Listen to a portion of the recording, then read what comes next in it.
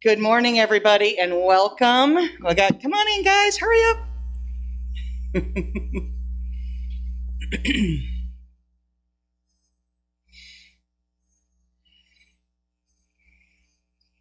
Yay!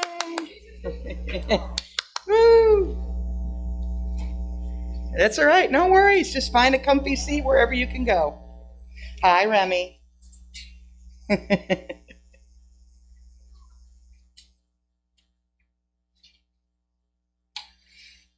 All right. I guess we're ready to start. This is really exciting. Let me take off my mask so I can talk to you more clearly. Good morning to all of you. Welcome to the very first service here in our new home for the Metro East Unitarian Universalist Congregation. Greetings to all of you here. Greetings also to everybody who's online. Everybody wants to say hello, everybody. Hey, good morning. Yay. So anybody who happens to be watching, they'll be able to see us. My name is Robin Berkeley. My pronouns are she, her. I am the president of the congregation, and I also serve as a worship associate. The Metro East Unitarian Universalist Congregation is a very small congregation, hopefully growing, located here in Glen Carbon, Illinois, spiritually led by the Reverend Dr. Claudia Hall. We gratefully share sacred space with the Edwardsville Masonic Lodge, and so we thank them very much for their graciousness in letting us share the space. Our mission, as you see up there, drives us to live our values. We are outward reaching, inward seeking. We're creating and nurturing an intentional community that values acceptance, social justice, and the embodiment of UU principles. I'm so glad that you are here, whether in the sanctuary or online. We welcome everyone to this home of comfort, spirit, justice, and hope. We are Unitarian Universalists. Before we begin our service, I got a couple of things I want to point out as we start to get used to this new space that we will be in. Number one, just as we would in nature, we would like you to leave no trace as we share space with our hosts. We need to be very conscientious about cleaning up after ourselves, and specifically after the end of the service, we need to put this back in the condition it was in before that, because the Masons do tend to use it, even though they're only here formally one night a month. They are here regularly to do things. So we're just trying to work out the hiccups, so bear with us as we kind of work through this and figure out the procedures and the cleanup and the setup and all that kind of stuff. There are chairs out here outside the sanctuary that are hands-off as they're antiques. We have little signs on them, but just as a gentle reminder, we don't want anybody sitting on them or using them at all. They're going to find a new home eventually, but that's not for me to control. So if you need to use the restroom, come on in, Lorna, no problem. If you need to use the restroom during the service, please use the exit to the back and to the left, if you can do that. You're certainly welcome to come out here this way too and go around. But actually, if you go through that anteroom back there, it goes right into the bathroom. Make sure you push the door close and then lock it. There's two doors. Come on in, there's two doors. Casey, hi. There's two doors, so you'll have to make sure that you lock both of them. Otherwise, someone's going to walk in on you, as we had happen this morning already. So let's just be a little mindful of that. But anyway, you can come and go through there. We generally don't use that anteroom. It's not for us to use, but we can use it to access the bathroom, not a problem. Like I said, we're all trying to figure out our new normal here. So, if you have any suggestions, questions, concerns, please don't hesitate to share them with me, anybody in the board, anybody in the tech team. Something that we're trying to figure out what works and what doesn't work. So bear with us as we kind of work through those kinks. So we'll open our service with a prelude by Joy.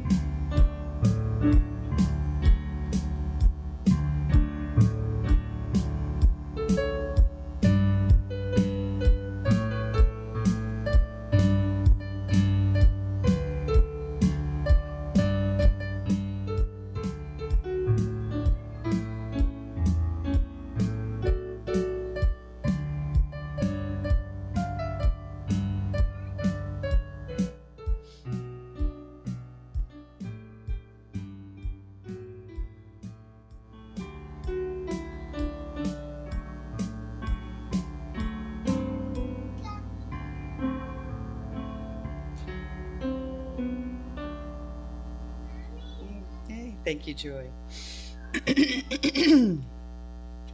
An important ritual in the Unitarian Universalist faith is the lighting of our chalice.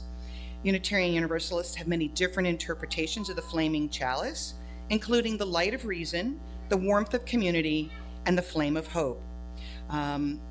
Originally, we were going to ask the kids to choose somebody to do that, but the kids all sort of arrived after we started the service. So, sorry, guys. But if anybody wants to come up, Maury, you want to come up?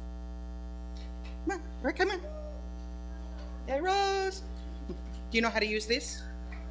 Yeah, right. Okay, come over here, and then you can light it over here. Yeah. So you know to press this forward, use your thumb on that. Press that forward, and then light it like that. There you go. Yeah, go ahead. Press that forward, and then click it.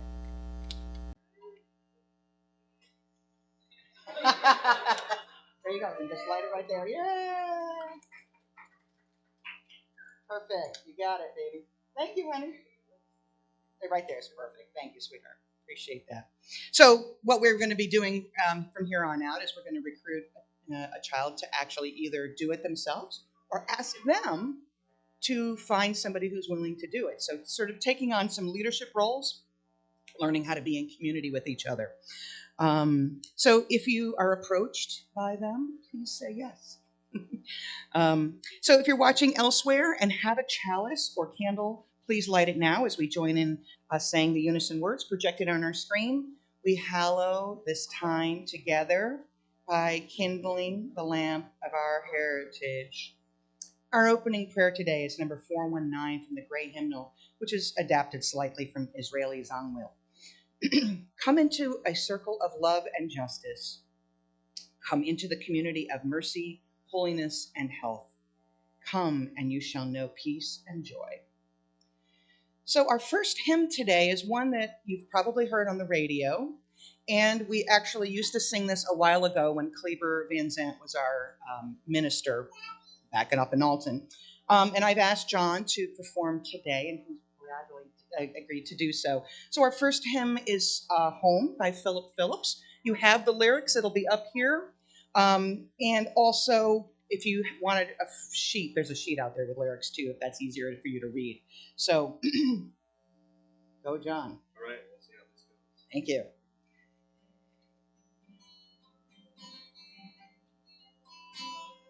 Hold on to me as we go, as we roll down this unfamiliar road. Although this wave is swinging us along, Just know you're not alone. I'm gonna make this place your home. Settle down, it'll all be clear. Don't pay no mind to the demons, they fill you with fear.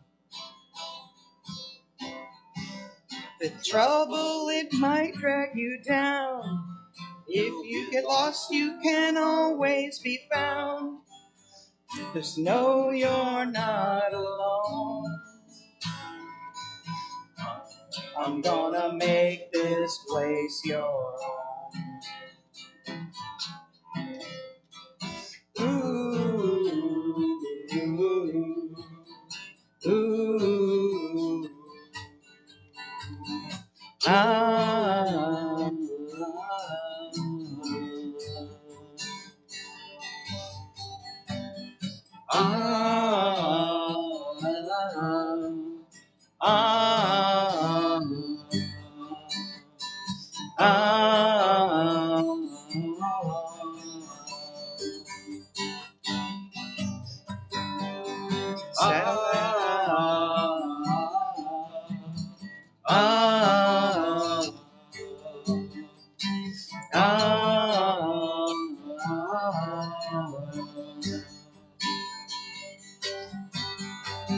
settle down, it'll all be clear.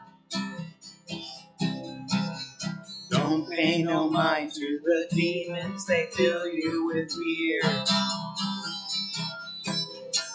The trouble, it might drag you down. If you get lost, you can always be found. No, you're not alone. I'm gonna make this place your home. Oh, oh, oh,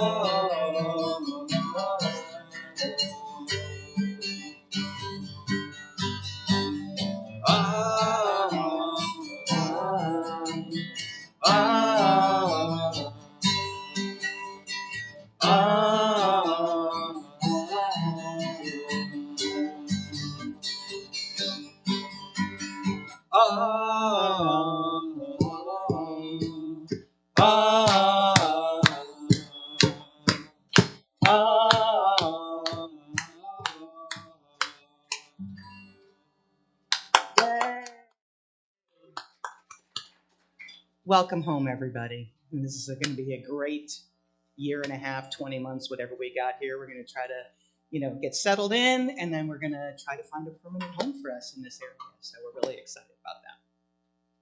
Thank you again. It's a tradition here at First UU to place each service within the larger sources and principles that we as UUs hold dear. We started this, for those of you that are kind of new to us, I see a lot of new faces here. We started this during the pandemic because we felt like if we were projecting these services online, people would check in and not really know what the heck we were talking about when it came to our principles and what we stand for. So we made the decision at that time to try to get people to think about every message that we are putting out there to the universe, to really understand it in the context of our 7 principles and all of our sources. So, while we are a religion with no requirement of creed or belief, we do have things we support overall. Today's sermon addresses the differences between being kind and being nice. I believe it really resonates with our first principle. It's the inherent worth and dignity of every person. At the core of this difference is the concept of human dignity and respect. When we treat others with dignity and respect, we are compelled to be kind and loving towards those who wrong us. Yeah, I know, because that's a hard one and one that I struggle with too. But let's explore it and see where things go. Our children are incredibly important because they are the future of our world. They are the future, but they are also here and now. They're watching us, taking a lead from us about the way that we treat each other and behave in general. Today, our story for all ages is about kindness. Thinking about, I want you, when you leave today, to think about one thing that you can do today to be kind. Not just being nice, but being authentically kind to somebody else. And then we'll go from there. So, whenever you guys are ready. Okay, we're going to try this. Hopefully it works. If not, we'll just move on. I am nothing but adaptable.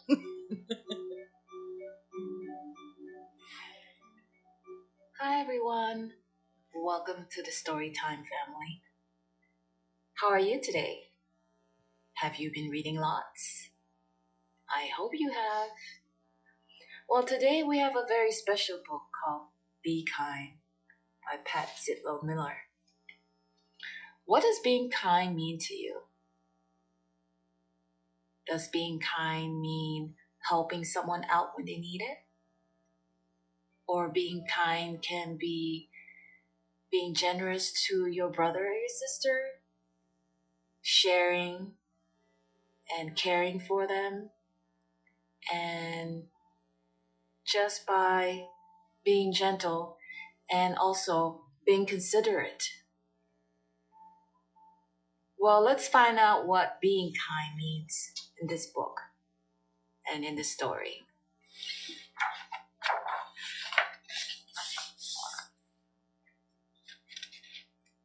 Be kind. Tanisha spilled grape juice yesterday.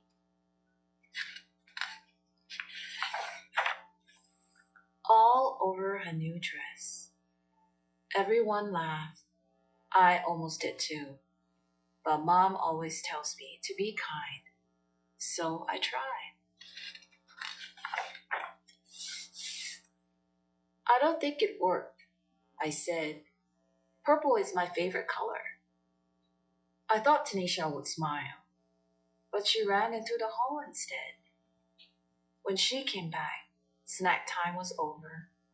She put on her art smock and didn't look at anyone. I almost told Tanisha that art was my favorite class, but I didn't want her to leave again. So I painted purple splotches and added some green until I had a bunch of beautiful violets. While I painted, I thought about Tanisha. Should I have handed her my napkin? Let her borrow my sweatshirt? Spilled my juice so everyone stared at me instead? What does it mean to be kind anyway? What does it mean to be kind to you? Or what does it mean for someone to be kind to you? Maybe it's giving, making cookies for Mr. Rinaldi who lives alone, letting someone with smaller feet have my too tight shoes. He might win races in them too.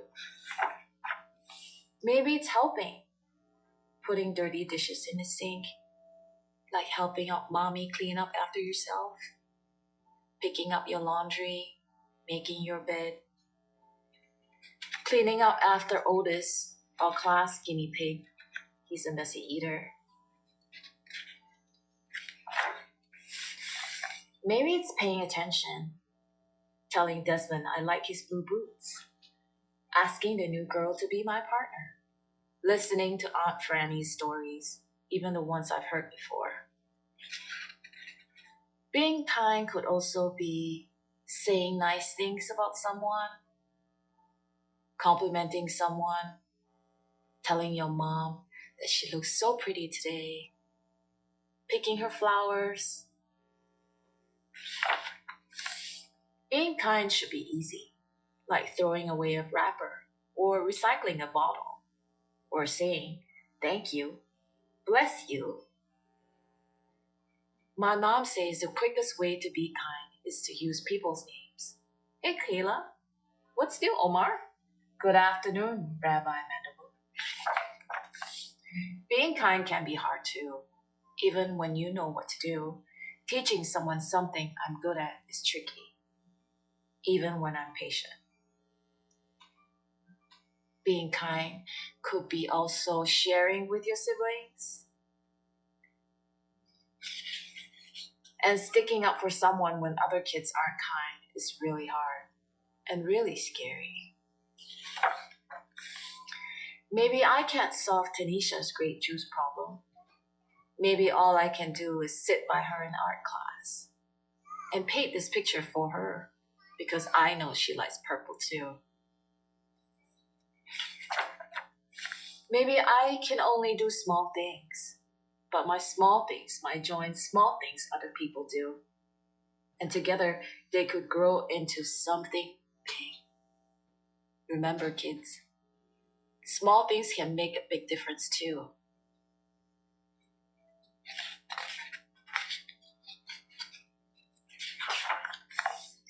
Something really big, so big that our kindness spilled out of our school, spread throughout town, travel across the country, and go all the way around the world. Wouldn't that be the best thing? If everyone is kind, the whole world would be a big bubble of kindness. Wouldn't that be cool? Right back to Tanisha and me, so we can be kind again and again.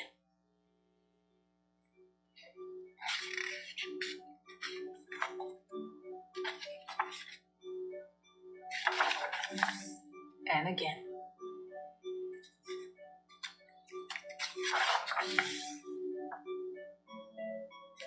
Now, I told you that was a very special story, don't you think? So, what does being kind mean to you? Leave us a comment and let us know. Hope you enjoyed the story. Come back and see us again and click on the notification bell for the next video. Thanks so much for dropping by. Take care now. Bye bye.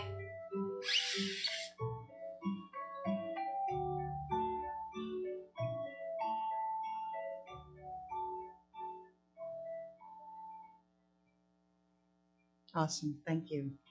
I really love that story. And as I was listening to it, and then as I was starting to do research for the sermon for today, just so many elements really aligned beautifully. So they did a really wonderful job researching what it means to be kind in order to write that book in the first place. So kudos to good writers.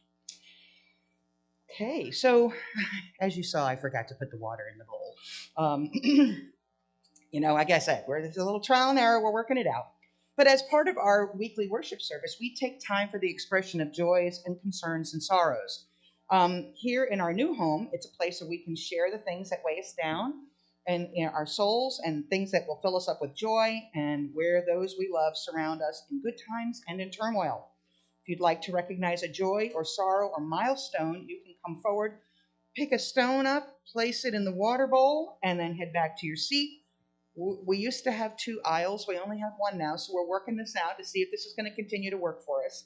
Like I said, a little trial and error. So if you would like to, I invite you to come forward now to choose a stone to place it in the water, to carry it, whatever is with you in your heart. Let it be a symbol of prayer and meditation.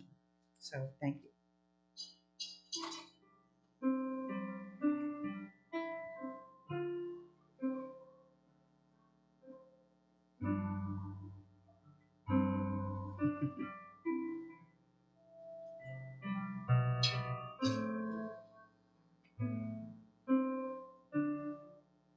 Yeah, it's a little traffic jamming. We'll figure this out.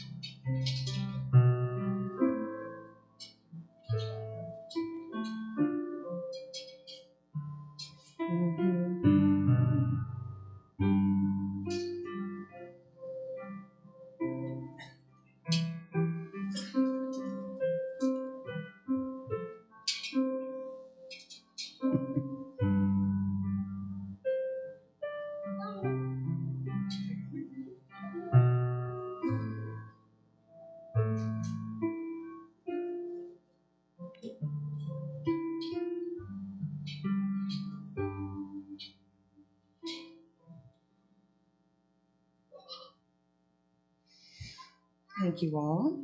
So our next hymn is in the Teal hymnal, or again, projected up on the screen. May you be filled with loving kindness. And this aligns, of course, with our sermon today as well.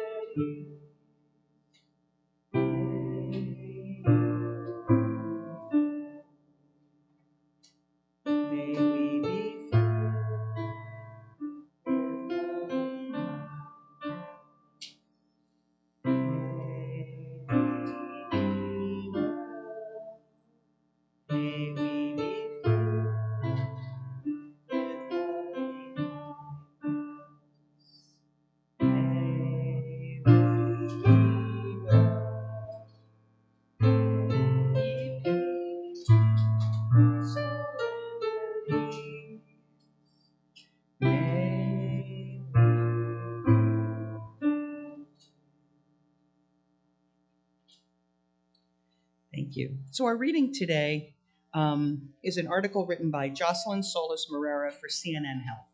And it's called Being a Nice Person is Not the Same as Being Kind. Why the difference is so important. And I'm reading this from the perspective of her as the author. When my father died of bone cancer last year, I received an outpouring of messages from friends and family sharing their condolences. While I appreciated everyone who reached out, I was especially grateful for two of my former college roommates who surprised my family with a delivery of bagels for breakfast. Although there was a mix-up with the address and we never saw those bagels, this act of kindness stuck with me. It was the intention that mattered more than the actual food. And I have to say, this aligns. Where's my mother? There you are. Remember, we had a friend of mine when my dad got ill, and I was down in Florida, and one of my best friends forever sent us something, and it never showed up. It ended up being delivered a couple doors down, which we eventually ate it, but it took a while to figure it out where it was. So that really resonated for me. So there's a difference between being nice and being kind, and even our bodies recognize that distinction. Kindness not only pours a lot of good into the world, but it's also good for one's own health. It doesn't take much to harness the power of kindness, and it can be as simple as wishing someone a good day over a text. When was the last time you were nice? You might recall saluting a veteran for their service or greeting a stranger. Being nice involves being polite and pleasing to others. This might feel less authentic and rewarding than performing actual kind acts. Says Dr. Carla Marie Manley, a clinical psychologist and author of the upcoming book, The Joy of Imperfect Love. If you're people-pleasing, you're placing an expectation on the person you're being nice to that they respond to you in a certain way. Niceness can be used as a social strategy to get into someone's good graces, she said. Think about the last time you complimented someone's outfit but didn't actually mean it. Did you do it to make them like you, or did you feel obligated to comment on their new look since everyone else did? Being kind is less self-serving, said Dr. Ashned Carney, an associate psychiatrist and director of wellness at Brigham and Women's Hospital in Massachusetts. Brigham and Women's Hospital, sorry if I didn't say that. On the one hand, kindness involves being generous without expecting to get nothing in return. The other half is the purpose behind the action. A kind person is acting out of compassion and genuine concern for another. The difference is intentionality, says Dr. Catherine Franzen, noting that a kind person tries to really understand what someone else is going through. And I point you back to the story, that young girl whose friend, spilled the grape juice on her dress, and how she really tried to understand what was going on for her friend and how she would feel and what she could do to demonstrate empathy towards her. Practicing kindness rather than niceness allows people to foster deeper, genuine connections with others, said Franzen. The more you do it, the easier it will get to relate to others and build more meaningful relationships in all aspects of life. When people act kindly, the brain releases a hormone called oxytocin. Popularly known as the love hormone, oxytocin is used to promote social connection with others. Nad Carney said that the influx of oxytocin to the brain dampens activity in the amygdala, a region involved in fear and anxiety. It suppresses the fear sensation and has a powerful impact on the socio-emotional functions of the brain. If you have ever felt less stressed from helping others, it's all thanks to the calming effects of oxytocin. It reduces cortisol, the stress hormone that triggers inflammation and a fight or flight response when the body senses a potential threat, be it a wild animal or an email from your boss. Along with less cortisol, oxytocin helps with keeping your heart strong and healthy. The hormone releases nitric oxide, which dilates blood vessels and in turn reduces blood pressure. Oxytocin has a wide range of functions, and it's really impactful in our health. Not only does it enhance social connection and improve cardiovascular health, but it also ensures inflammation goes down. Chronic inflammation is the basis for a lot of different diseases such as diabetes and depression. The warm feeling you get from performing an act of kindness is your brain releasing a ton of feel-good chemicals. Being kind boosts production of serotonin, another neurotransmitter that's involved in mood, including happiness. Kindness also releases dopamine, a brain chemical in charge of rewards and pleasure. It's the reason why doing one act of kindness feels so good to you that you want to do another. Oh, it's all good. That's fine. I'm not worried about it.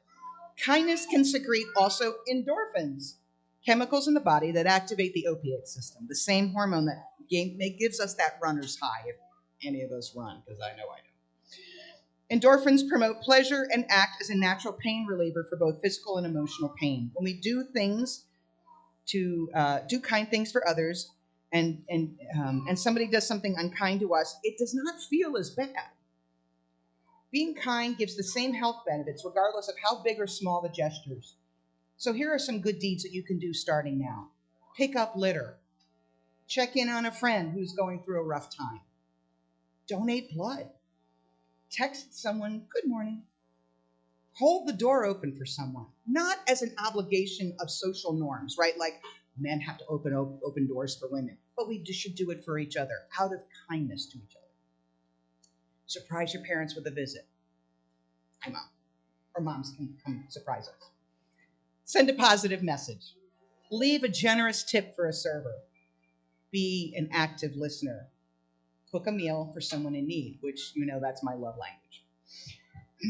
Acts of kindness may feel strange and out of character at first. However, the feeling does go away the more you keep practicing. Soon enough, it becomes so familiar you notice the benefits on yourself and others. All right, so that's the reading. And the sermon just sort of follows suit with this. It takes, I love this quote. This is the thing that actually inspired me to talk about this today. It's a quote from Maria Shriver. As all of you know, she's the niece of John Kennedy and Ted Kennedy. And she says, it takes great love and strength to be kind. It takes great wisdom to be kind. Mean is so yesterday, so old and uncool. Kindness is the new black. I choose to practice it every day. And when it's bestowed on me, it touches me and often makes me cry, because kindness is such an act of love. It's what we need. Be kind. Be kind. Yes, yes. Be kind, be kind, be kind. Amen. So we were all taught growing up, right, to have good manners, that we should be nice to people, right? Be nice to your brother. Be nice to Aunt Jenny when she comes over and give her a hug and a kiss. Be nice to Grandpa, right? So we've heard these messages our whole life. And sometimes being nice to someone, while it's a social norm, right, having good manners, sometimes it makes us feel really uncomfortable, right? Because we're being pushed to do something that doesn't feel authentic. And as kids, they're abundantly clear what's authentic and what's not authentic. They're very clear that this doesn't feel right, but I'll do it because you asked me to. And often, as we'll see, being nice sometimes comes out of a place of fear of being rejected, fear of not complying with social norms. So being nice is about deference to a social norm or to an authority figure. But either way, it's not always coming from a place of a good feeling. Kindness is different from that. So let's talk a little bit about it. We all learned that nice was valued, and it is often used synonymously with this term of being polite, or that polite was good manners. And we sometimes you hear people saying nice or kind is the same thing, and it's not. So what is nice? Nice is really a self-centered behavior pattern where you're acting in a pleasing manner to be a nice person and to get people to like you. It's really what it is, being nice, if you think about it that way. Niceness is about conforming to society's norms about what is nice. And we are judged by society. And that creates fear for people, definitely. Kindness, on the other hand, is an other-centered behavior pattern where you're acting in the best interests of others out of a sense of love or empathy and compassion. Kindness could not care less, possibly care less, about what society thinks. They do it because there's an internal compass that guides them and pushes them to have a deep-rooted love for their fellow living beings. Now, when I started to read this, I had heard somebody talk about, I was like this age when I finally heard this terminology. And I thought, wow, I'd never thought about that in that way. That kindness and niceness, I've always thought of them as sort of the same thing. And then when someone said, no, they're a little different, and then I started doing some reading, I thought, wow, it's pretty profound. So there's contrasts in these two terms. And I'm going to talk about some of them. Some of them I agree with, some of them, whatever. I'll figure it out. Kindness is rooted in love. Niceness is rooted in fear. Kindness is rooted in strength. Niceness is rooted in weakness. A kind person is selfless. A nice person is kind of selfish because it's about making sure that they're accepted. It's about what they need. It's not necessarily about what they're giving to somebody else out of altruism. A kind person feels empathy. And a nice person, it says here, is narcissistic. And I disagree with this term because we use narcissism so frequently. But I think what they're trying to say here is narcissists generally, or narcissistic behavior, is not empathetic. It's very self-centered. So I think that's the contrast they're trying to say here. I think it's a small n narcissistic behavior, not big N narcissist. A kind person is happy. A nice person does not know happiness, largely because they're not happy with themselves as they seek external validation from society, from somebody, an authority figure often. Ultimately, the core of a kind person is love. The core of a nice person is fear. So a person who feels weaker than another, it's actually part of our evolutionary imperative, believe it or not, that we have all learned over history, over time, over evolution, to defer to authority figures. And while I will tell you here in the United States, we're less likely to do that than others. That's all part of Hofstede's, if you learn anything about Hofstede's cultural dimensions. Hofstede does talk about how being deferent deferent to authority is an important part of anthropology and cultures. And if you've done any readings on moral psychology, you'll see this also in the fields of moral psychology, where they talk about the different channels for which somebody can be moral or ethical. And part of that is considered deference to authority and power differences. Now, the interesting thing about that, and this shouldn't surprise you, is that conservatives and liberals have two very different views on that. Whereas conservatives believe that deference to authority is absolutely an immoral act, and liberals are like, yeah, no. All you have to do is look at the 60s to know what that's all about, right? So, but the goal is that what they're asking for us to be, in being nice, is to be, go ahead, Remy, is to be submissive to somebody else. What do you need, sweetheart? Oh, okay. Yeah, you want to take him out? Yeah, go ahead. Yeah. So being submissive is really what that's all about. And the most basic driver for submissive behavior is the fear of being on society's bad side. Like we don't want anybody to not like us. We don't want to be mean to somebody else. So it's like, and it's the same way that we would be in fear of being in the bad side of the bloodthirsty warrior back in, more primitive times, maybe not so primitive times, I don't know. Niceness is actually dishonest because we're suppressing what we really are truly feeling to curry favor with somebody else. Right? We surface act. This is a thing called emotional labor. And surface acting is where we pretend that we're being nice to someone, and it's not really authentic.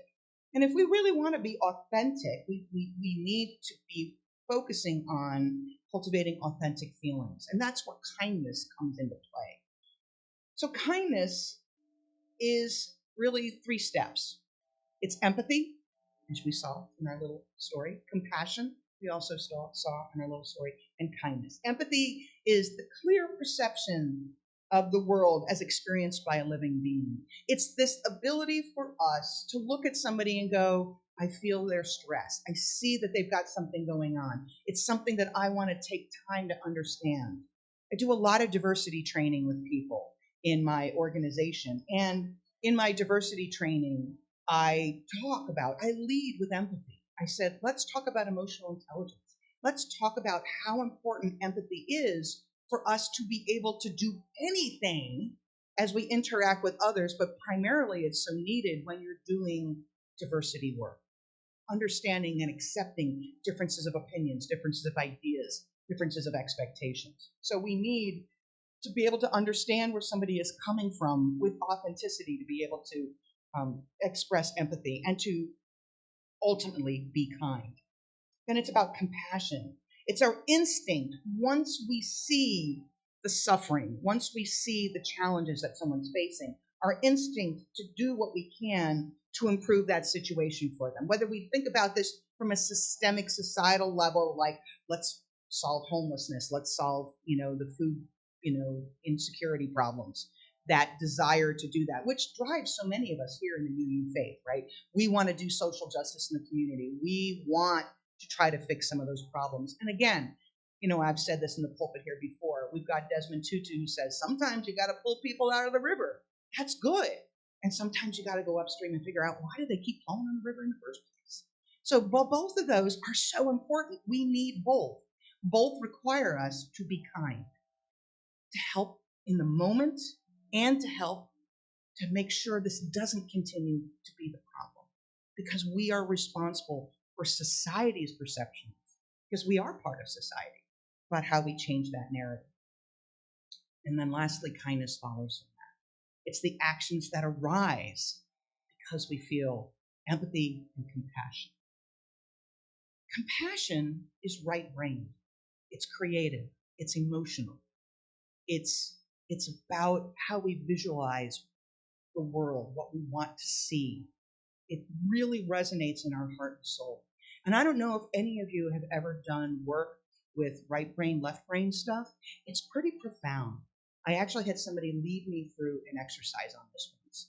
And he first said, okay, just using your dominant hand, which for me is right-handed, which means it connects to my left brain, which is the cognitive, rational side of our brain. And said to me, go ahead, write down and describe your life. No problem. Circle, and this was a couple of years ago. Put a circle, and it had these little spokes all coming at it. Very rational and logically oriented, right? That pen was in my right hand. And I drew this lovely wheel that said my home and my church and my this and my that and all these things. He says, okay, now take the pen and put it in your left hand, which is the non-dominant hand. Which even if you're left-handed and you put it in your right hand, it still triggers the non-dominant. It switches the way your brain works. So this works even for you lefties.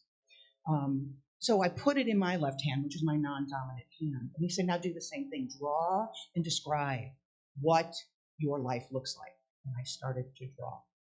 And it became this ugly spiral of things with stars and fireworks and all sorts of stuff. And he looked at it and he goes, lots of chaos going on in your life. I said, oh yeah.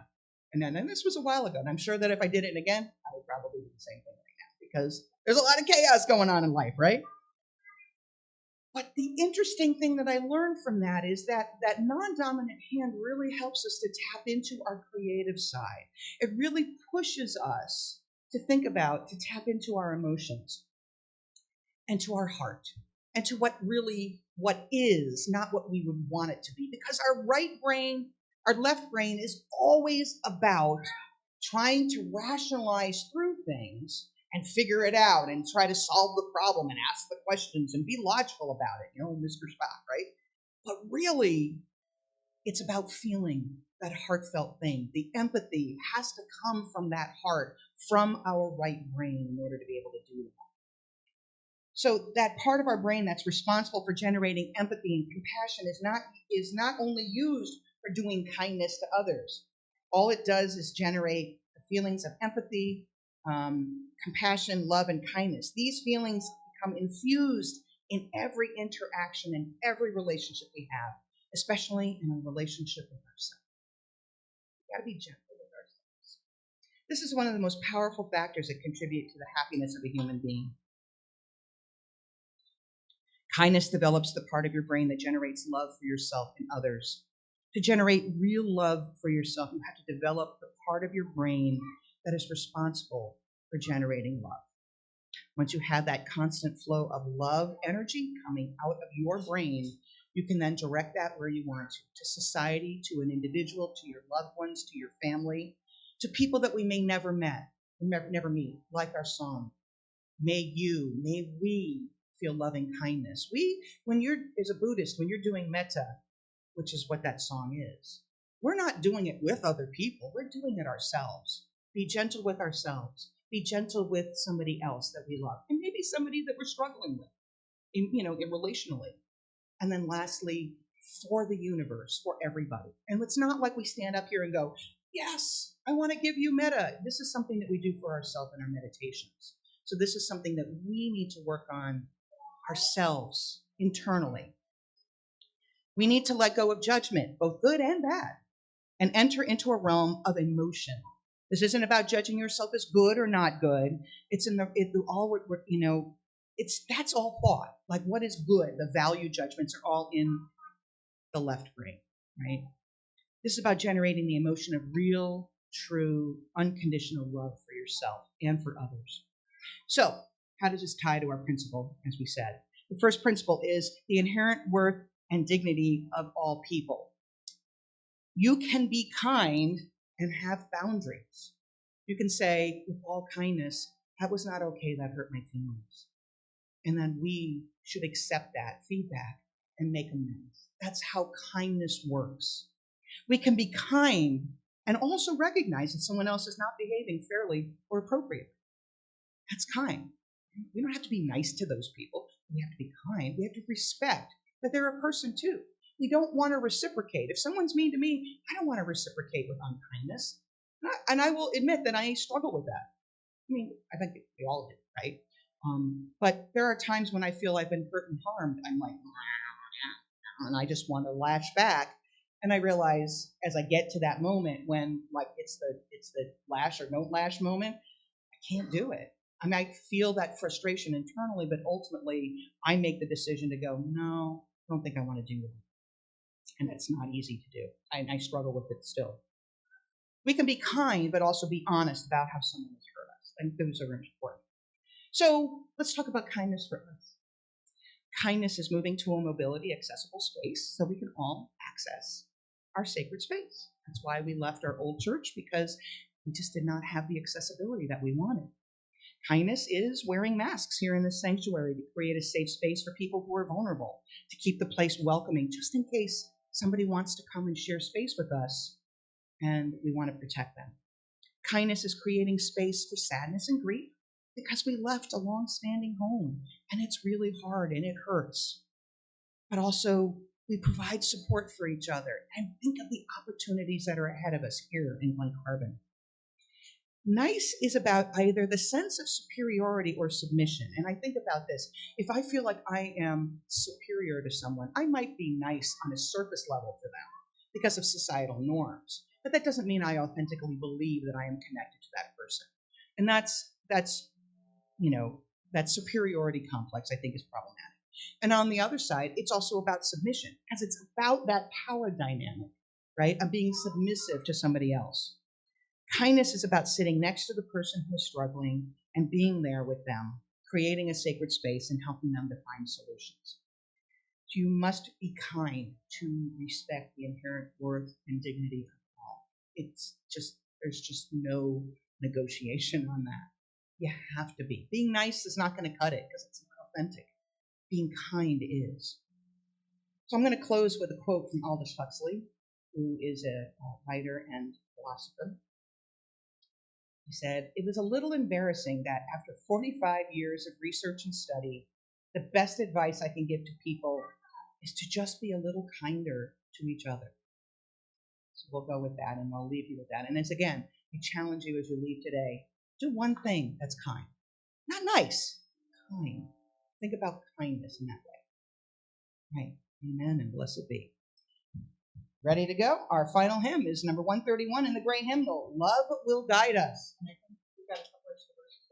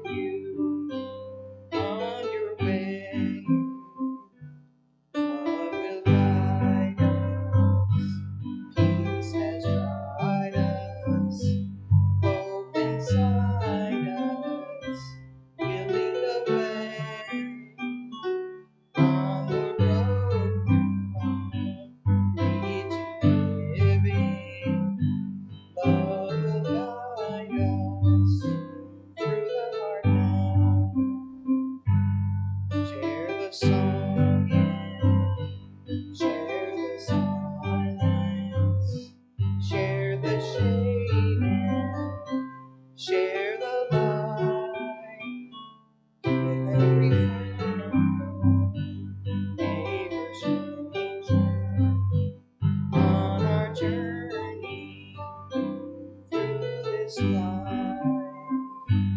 Love will guide us. Peace has tried us.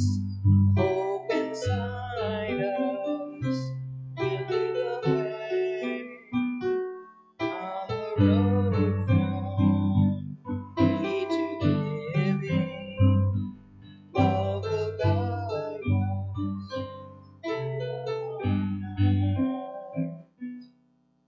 Hey, Des. Thank you. As Des passes around the offering baskets,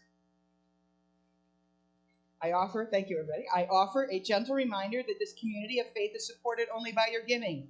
Today's offering is going to be dedicated to the Oasis Women's Center. We have asked you all to try to donate and support to Oasis, but on top of that, if you've already done so, great, but this offering will also go to supplement that. We're going to provide gift cards to a family in the Oasis Women's Center in Alton, and it is definitely something that we want to continue to support, even though we are no longer in Alton. So just go ahead and walk down the aisle, and you can collect on either side. We're figuring it all out. All right. So, also to know that stewardship is more than just your financial donations, but it's also about donating your time and talent, as well as your treasures, to help our church. If you can't write a check, please help our church survive and thrive by giving your time to help make coffee, bring snacks, serve as an usher, serve on other committees such as helping with worship on occasion. And I know John does, and a few others want to do that as well. Thank you. Please donate your time and your talent and your treasure. All is needed for our church to survive. Now, we have not legally changed our name yet. Right now, we are just informally using it. We haven't legally changed it because we're still waiting for the closing on our old building, which I will explain in a few minutes. So, if that's fine. Over here, Remy, hurry up. Put it in the basket. Yay! Thank you. Woo! So we are using, if you're writing a check, you can still write your check to First Unitarian Church. Okay, so that's not a problem. Mail it. We still have the P.O. Box in Alton. That is our official mailbox. Nancy's taking care of all that. Thank you, Nancy. You can also give electronically versus via Givelify or PayPal. Both of those are on our website, which is being revised, but we're going to get there little by little. So join me in our offering. May this offering equip us to inspire love and seek justice. All right, so of course, announcements. Let me start with talking about the closing on the building in Alton. We originally were supposed to close Friday. That didn't happen because they asked for an extension because of some negotiation on some remediation that needed to happen. We were fine with that. And then we found out as we were getting ready to close Friday that they have the new tenant that is supposed to be going into the space. Not Alton Works itself, but the tenant that they found to be in that space wanted a larger inspection with more details in it. So more due diligence basically is what they were looking for. So we agreed to that with the expectation it would close by the end of January. But I will tell you, that's it. If they want more, we're done, because the good news is we have a backup plan. And if that deal falls through, we know we have a backup offer that we can turn to. It's actually Principia College, their theater department wants to use the building as a theater, which would be lovely. I know. So while as much as I am glad that we could get this sold, I mean, I would be really happy if it went to Principia, but we'll let that be whatever it's meant to be. Bye, Casey. Okay, no problem. Love you. So that's the first thing. So I just want to give you an update on that. We have most of the things out of there. Peg, you were one of the last people up there. We have most of the stuff out there, but if anybody wants any last-minute things, like go to that storage room and pull it out. Otherwise, we're getting rid of it. It's all going to go to 1-800, whatever. What's the Caritas? Caritas is going to take that stuff from us, which will be really nice. Next week is our sort of blessing of the space with Claudia. I decided to do a soft opening because we'll figure out the kinks and what's going to work and what's not going to work here. So be here next week for Claudia's service, and she'll do a blessing and lead us in a blessing. We also were going to have a Christmas Eve early service. Normally we would do an evening candlelight vigil, but we're going to do a morning service. We're going to be here. Hey, sweetie. We're going to have an early service. We're going to have, and it'll be short with some songs and some prayers. We're going to have brunch afterwards. So please sign up for brunch, what you're going to bring. I know a couple of people have signed up online on UU Friends, which is our Facebook page for our friends and members. But if you want to sign up here, please do. We would welcome you to be there. And then the plan after that is to go sing Christmas carols at a couple of locations. One where where's Marcia live? Marcia Custer now? Okay, so we're going to be there, and then we're also going to try to go to Meridian. So we'll have a couple places. If anybody wants to come along and sing songs, even if you don't sing well, we sing with a joyful voice, a joyful noise unto the Lord, as the saying goes. So please join us and have fun. We're going to need help with sponsoring. We would like to have somebody each week, even if it's you're always the first week, you're always the second week. Somebody that's willing to say, the first week of every month, I'm going to take care of coffee and cleaning up and snacks and all those kinds of things. And I've got a sign-up sheet out there that Claudia created. We also need volunteers who are willing to come and help us set up in here. Because this took us, Katie and Alex, how long did it take us to do this yesterday? It's about a half hour. We had to move, benches because this is not how it looks when we're normally in here. It looks very different. So it took us about 30 minutes to do that. So we need help setting up, whether we do it the day before or we do it the morning of, but we need to make sure, at least to be here by 9 so we can get it set up and ready to go for people. And then, of course, the breakdown afterwards. And it doesn't have to be the same people on either end, but it would be really helpful. We want to be gracious guests to the Masons. We don't want to be kicked out of here anytime soon. So it is important that we treat their place with respect and make sure everything goes back to where it was.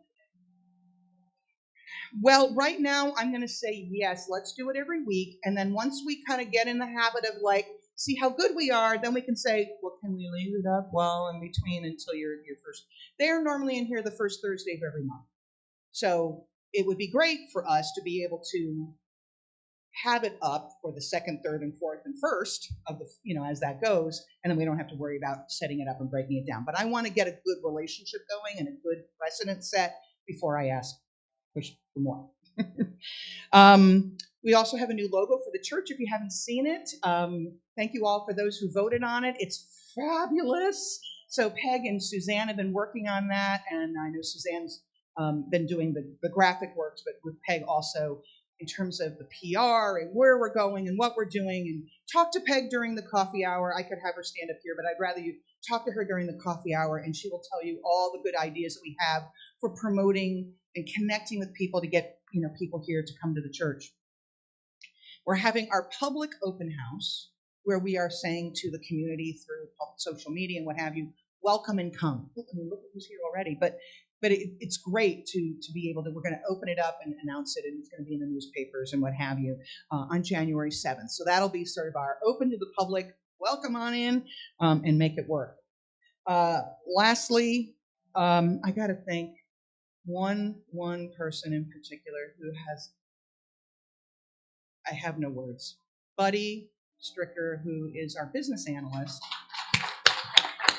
He's been amazing. Not only has he does all the business analyst stuff for us because he's great with those best case and worst case scenario things, but also, my God, he did all the project management, he did all the coordination, and he literally, instead of using 3 men in a truck, he and a buddy packed all our stuff and put it in storage. He has been coordinating all that, and now he's a little exhausted, so we want to thank him and appreciate that. We keep pushing him to join, so we'll see. Maybe we'll get him to join soon enough. But really, he's just been amazing, and we could not have done this without him, because it's like he's not working right now because he's dealing with long COVID things, and this was a way for him to give back and to keep busy. He says, I'm just so bored at home. I get it, so I'm glad that you're keeping busy and doing that. So any other announcements? Anybody want to share anything here before we go on? Right. Yeah, please sign in. If you didn't sign the book, please sign the book in there. That would be great. And I'm sorry I am running a little over here. But it's because we had a lot of announcements and we started a little late. So it's not me this time. So I guess that's it. All right. So I invite you to join me in reciting the prayer as I extinguish the chalice. The light of truth and meaning cannot be put out. We are keepers of this flame until we meet again. So our closing words are number 704 in the great hymnal by John Murray. Go out into the highways and byways. Give the people something of your new vision. You may possess a small light, but uncover it. Let it shine. Use it in order to bring more light and understanding to the hearts and minds of all people. Give them not hell, but hope and courage. Preach the kindness and everlasting love of the divine. Amen. Blessed be. Thank you all for being here. I'm so excited. John, thank you for playing your music. Thank you, Joy. Thank you, everybody who helped make this possible to be here today. And go. Pro salute.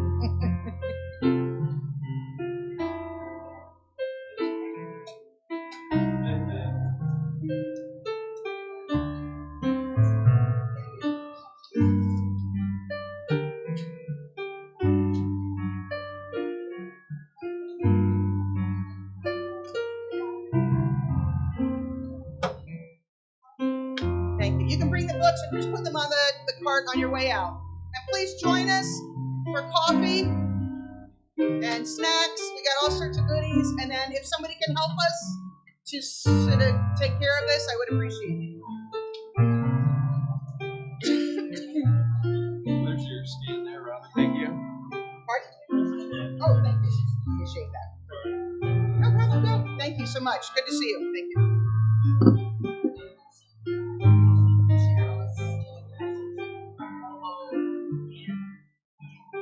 You can set it down there. I know. He's even nodding a few times.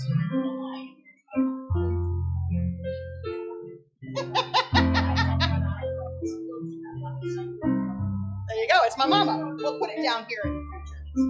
That's totally fine.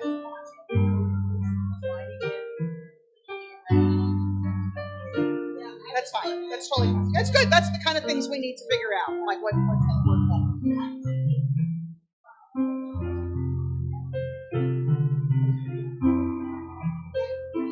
You have a pen for me? All right.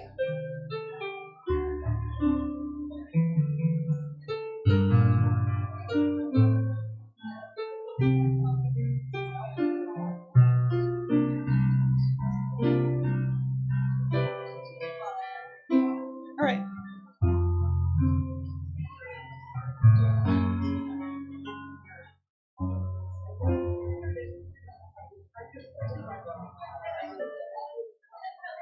So, okay, I'm going to do one on this side. Mm-hmm.